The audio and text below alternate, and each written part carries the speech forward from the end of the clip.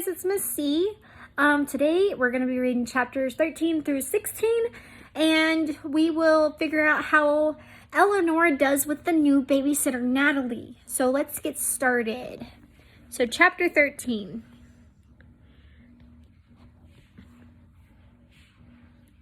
Natalie came over that very afternoon. "You keep inviting people without asking me," I told my dad, but he wasn't listening. He was opening the door for Natalie. Natalie didn't look anything like Bibi. She looked much younger. She had a ponytail. Bibi did not have a ponytail. Natalie wore jeans. Bibi never wore jeans. Natalie smiled at me. I smiled back a little, but not a lot. "You must be Eleanor," Natalie said. "Yes," I said. And then I said, "Don't ever call me Ellie, please," because Bibi likes to call me Ellie. "I won't," Natalie said. "If you don't want me to, I promise." Then my dad said, "Why don't you show Natalie your board games?" So I showed Natalie our board games. I need to warn you about something," she said. She looked very serious. "I'm very good at board games," she said. "You might be able to beat me, but it will be hard." "Don't worry," I said. "I'm good too. I'm good at board games. Bibi says she used to let me win, but now I know I win all by myself. I even win games that are just about luck and don't taste skill at all. You were born under a lucky star," Bibi says.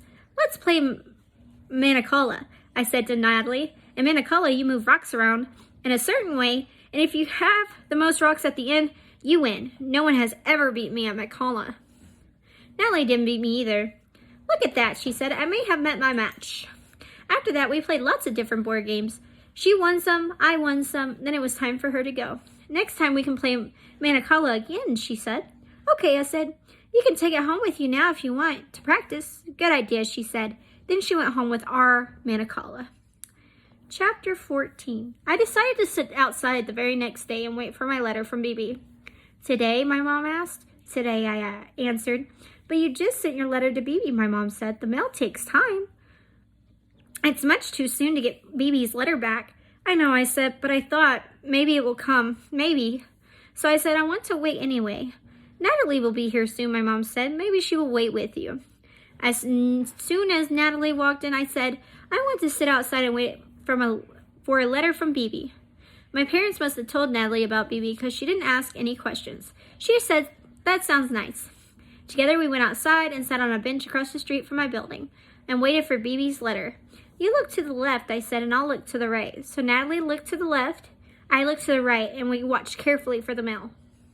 We saw lots of things. I saw a baby in a stroller, crying and crying and crying all the way down the block, while its mother said, "Shh, shh, shh, shh, shh." I figured the baby was tired. Natalie saw a plastic grocery bag hanging from the branch of a tree swaying like a magnolia, she said. "A plastic grocery bag magnolia." I saw Agnes and her brother walking toward the park. I waved at Agnes and she waved back at me. "That's Agnes from upstairs," I told Natalie. "You should hear her sing." Together we counted to 3, then 4, then 5. Joggers rushing by, their faces drip, drip, dripping from the heat. And then we saw the ice cream truck turning the corner playing its tune.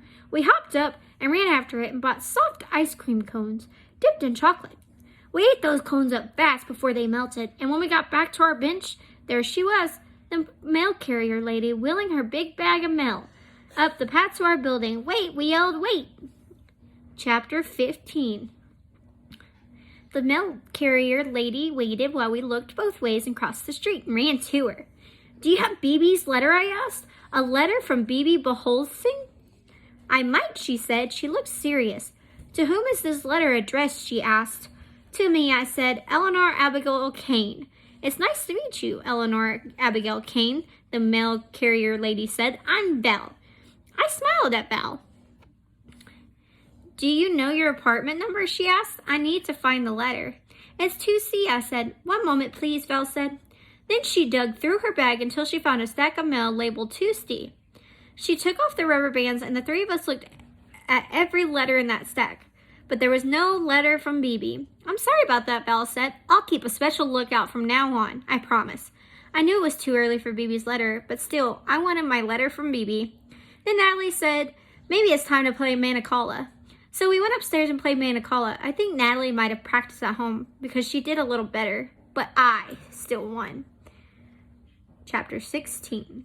The next morning, I tried calling my best friend Pearl, but she was still away. Everyone in the world was still away except for me, so I got grumpy. When Natalie came, I said, I already hate this day. Oh dear, she said.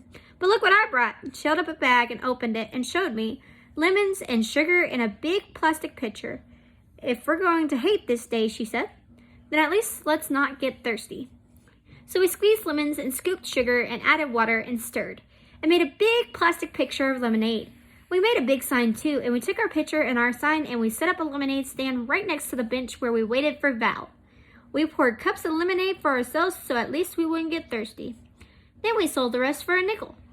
We decided on a nickel because nickel rhymes with pickle. The joggers jogged right by us, but Agnes and her brother each bought a cup. And one thirsty lady bought two. That lady drank both of those cups of lemonade right then and there all by herself. While we were waiting for more customers, I asked Natalie, do you remember 3rd grade? A little, she said. What's it like? I asked. She thought for a second. My teacher was named Mrs. Mosley, she said. She didn't like my handwriting. She thought it was too messy. Oh, I said, I thought about my handwriting. It was pretty messy too. And I think we wrote reports in 3rd grade, Natalie said, about famous people. I remember writing one on Neil Armstrong. Who's that? I asked. The first person to walk on the moon, Natalie said. I tried to think of someone famous to write about, but before I could, we saw Val. She was wheeling her bag up the path to our building. Val, we called, waving, Val! Val waved back and then turned and wheeled her big bag right across the street and over to our stand. What a nice way to spend the day, she said. Can we check for BB's letter? I asked, just in case. Sure, Val said, but I didn't see it earlier. Then she dug through her bag and we looked at every 2C letter, but again, no letter from BB. I started to get grumpy. Then Natalie said, let's get Val some lemonade. And I poured a cup for Val. She tried to give us a nickel, but Natalie said, this lemonade is free for Val.